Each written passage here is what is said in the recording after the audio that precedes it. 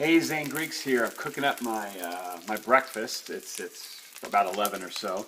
It's having a low carb day today. Not working out. So wanted to show you I'm having some asparagus with my Brussels sprouts. I was a little short on asparagus. I think my wife got to them before I did. So we're running out of asparagus, but I got my Brussels sprouts already going because they take a little bit longer to cook up, to soften up, even with a lid on it. But I got the asparagus going, so I got what I could. And cooking up in coconut oil, so you hear the sizzle. Yeah, putting in with a little organic coconut oil there.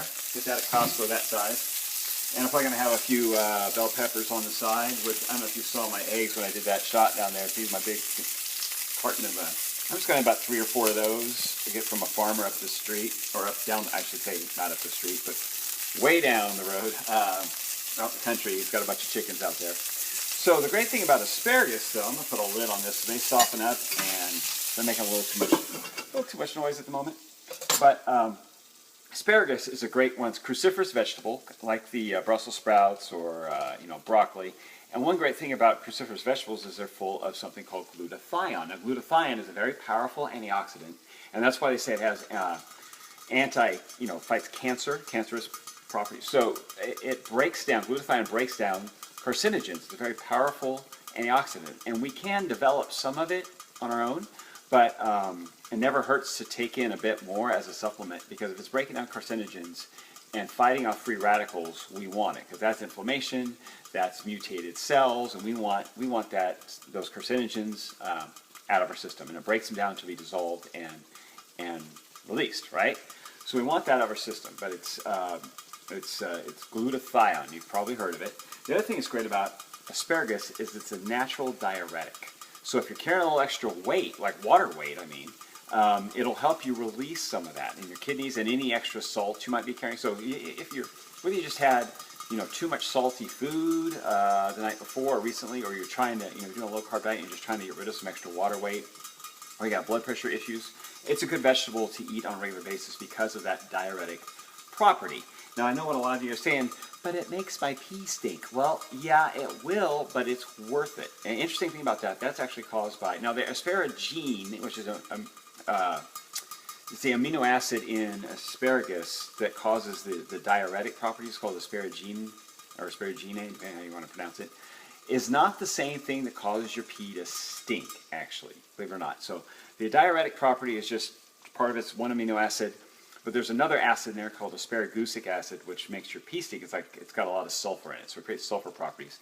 And it's what's kind of funny about that. Yes, it makes everyone's pee stink, but not everybody smells it. They've kind of there was a big argument for a while. So some people it makes their pee stink, some people it doesn't. Was the argument, like, which is it? Does it make their pee stink or not? What they actually found was that it makes everybody's pee stink. So we're all equal in that regard, but not everybody can smell it. Like, probably maybe a third to a quarter of the population just can't smell that sulfur properties coming out of it. But apparently it releases as a sulfurous gas, shortly after we digest it.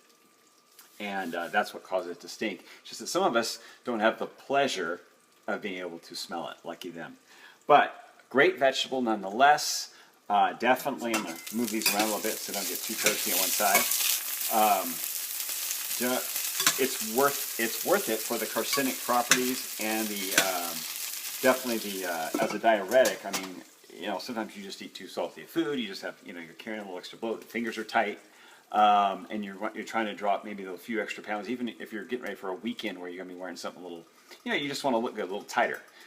Start throwing some asparagus into your diet that week, and drop a little extra water weight. It's a natural diuretic, not going to cause any problems like taking a diuretic would. It's not that extreme. It's very subtle.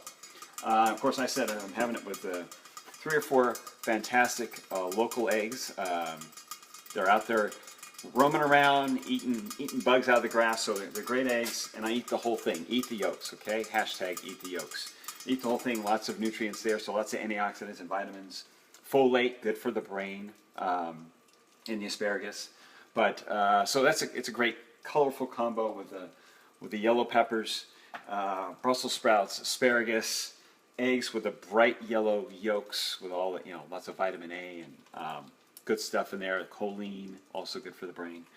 So that's a great low carb high fiber veggie breakfast. A little bit of energy in there from the, but not much from the asparagus and the Brussels sprouts. You're talking about a serving of single-digit carbs that you can actually turn into energy rather than a cup of a starchy carb, which would have like 25 or 30 grams of starchy, quickly dissolved or quickly digested energy, which would tend to spike insulin because this is like mostly fiber and only a single digit, if you would call it non-fiber, okay, or digestible carbohydrate. You're not going to get a whole lot of quick energy from it. It's going to be very slow to break down from that fiber. So a very low bump to the insulin, especially with the protein and the eggs. So fat will be continuing to release shortly after I eat. It'll kick back in. And the fat that I'm eating and the coconut oil and the eggs will stay in my system longer, giving me a nice steady